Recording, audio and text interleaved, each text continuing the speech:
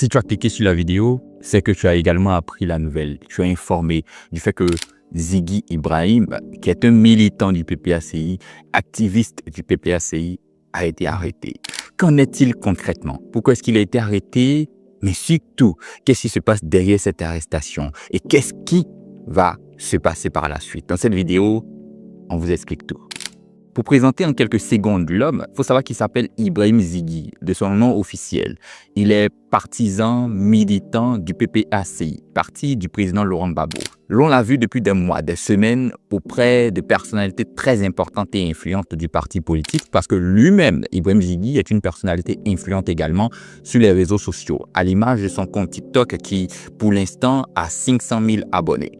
Alors l'homme, du fait de son statut et de son importance pour et dans le parti politique, avec le rôle d'activiste qu'il joue aux côtés du parti politique, a été à la lumière de beaucoup d'événements. Et c'est très récemment qu'il a été arrêté. Et la question qu'on se pose lorsqu'on ne sait pas concrètement ce qui se passe, c'est de savoir tout naturellement la raison pour laquelle l'homme a été mis aux arrêts. D'abord, c'est lié au fait qu'il ait publié une vidéo qui n'était pas vraiment compréhensible pour la justice ivoirienne. Il disait ceci. Écoutez de vous-même. Le Conseil constitutionnel, je souhaite que le jour où les candidatures seront validées, ce jour-là, tous les maquis, tous les endroits de la Côte d'Ivoire soient bondés de monde. Sors ton maillot, c'est final sans jouer. Quand ils vont voir le Djamanako qui est assis dehors, un drapeau de Côte d'Ivoire, un maillot de Côte d'Ivoire, tous les Ivoiriens doivent être dehors pour jeter ça dans vos quartiers comme final. On va voir s'il y a le droit ou bien si on est dans Oumachama. Alors, pour cette vidéo et dans cette vidéo, il aurait été arrêté pour incitation à la mobilisation. Raison pour laquelle, dans la nuit du 1er et 2 septembre 2025, l'on a vu des vidéos, des images du personnage arrêté et dans les mains de la police. Il faut savoir que jusqu'à présent, c'est la première version qu'on a. Il a été arrêté après certains mots qu'il a sortis, quelques propos qu'il a tenus. Mais de son côté, la justice ivoirienne, par le canal du ministère de la Justice, du procureur de la République, la PLCC et consorts, aucun communiqué officiel n'a été fait. Donc pour l'instant, on a une certaine information, une certaine vérité du phénomène. L'on n'a pas vraiment ce qui s'est réellement passé. On ne peut donc dire qu'à partir de ce qu'on a, c'est effectivement ce qui s'est passé et les raisons, le motif pour lequel M. Ibrahim Ziggy a été arrêté. Donc pour l'instant, c'est ce qu'on sait relativement au sujet. Mais ce n'est pas certainement la vérité. Quand bien même, on pourrait dire qu'on est sur la voie. Donc, on attend d'avoir de l'autre côté la sortie du ministère de la Justice ou des autorités étatiques qui sont concernées par cet événement. Maintenant qu'on sait ça, qu'est-ce qui peut se passer ou qu'est-ce qui se passe en réalité à partir de cette arrestation? Il est connu de tous, pour ne pas dire c'est un secret de polichinelle, parce que depuis quelques mois, quelques semaines et quelques sorties, le président de la République de Côte d'Ivoire a lui-même signifié une chose. Cette élection, donc l'élection présidentielle d'octobre 2025, va se tenir dans les conditions les plus apaisées possibles.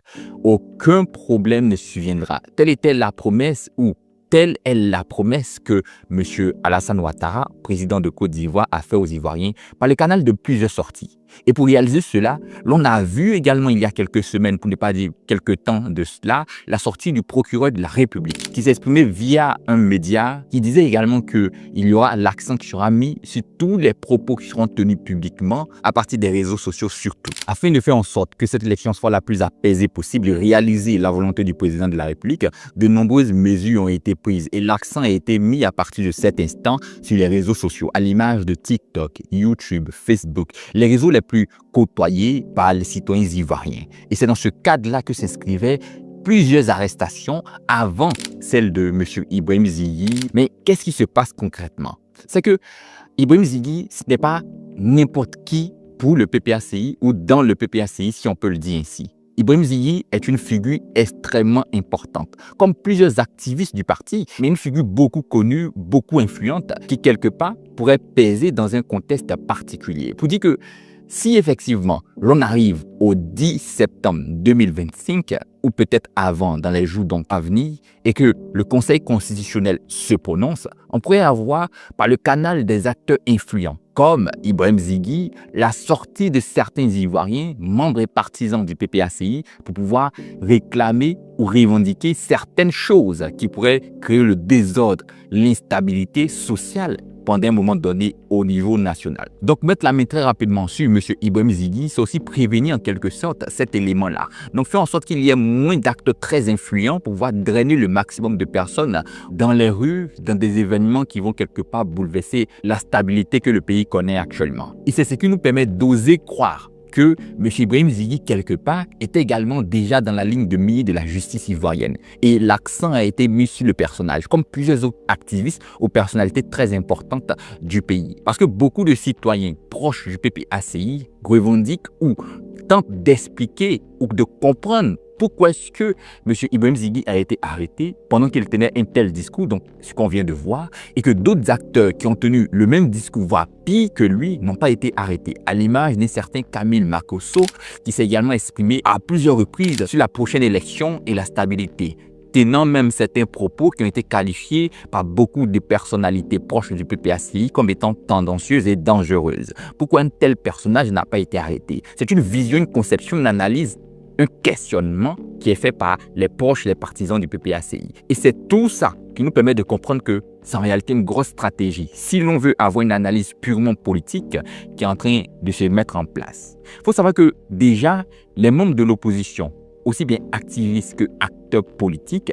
sont déjà positionnés, sont en train de se préparer pour l'après, ou on va dire le 10 septembre 2025. En ce sens où, dès qu'il y a sorti du Conseil constitutionnel et qu'il n'y a pas le nom de M. Laurent Gbagbo ou de M. Tidiane Thiam, à partir de cet instant, ce sera la rue qui sera saisie. En ce sens-là, les acteurs également du pouvoir, conscients d'un tel événement, commencent à mettre en place les moyens pour pouvoir prévenir la sortie ou la prise, l'assaut des citoyens ivoiriens dans les rues de Côte d'Ivoire, surtout à Abidjan. Donc, ce qui se passe là, c'est deux types de préparation, si l'on peut dire ainsi. Préparation du PPACI qui a été dévoilée en image de M. Ibrahim Zighi qui est arrêté, et de l'autre côté, préparation du pouvoir ou du RHDP qui est en train de se mettre en place en mettant également la main temporairement sur des acteurs importants qui pourraient jouer un rôle important à l'avenir, dans les jours qui précéderont la sortie du Conseil constitutionnel et même les jours après cette sortie-là. Voici donc quelque part ce qu'il faut comprendre de ce qui se passe. Mais à côté de tout cela, après l'arrestation, il y aurait eu quelques messages qui ont fuité. Il y aurait eu quelques informations sur la ligne, ou du moins la volonté de M. Ibrahim Zighi, raison pour laquelle il a été arrêté.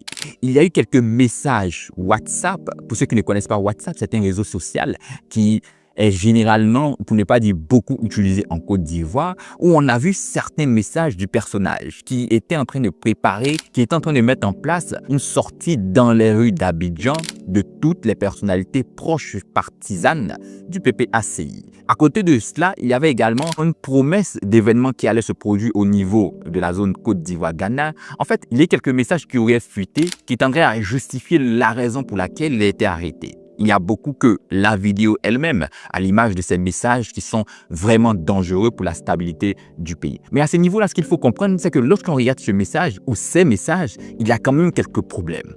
Par exemple, lorsqu'on prend ce message-là, celui que vous voyez là, vous savez, sur WhatsApp, lorsqu'on envoie un message, il y a également l'heure qui s'affiche en dessous du message, juste en bas à droite. Et là, le message a été envoyé à 20h28 et on voit qu'en bas, il y a une réponse à 20h26. Ce qui est vraiment étrange parce que normalement, on ne peut pas retourner dans le passé et voir le message après l'autre message. Donc là, il y a quelques questions à se poser.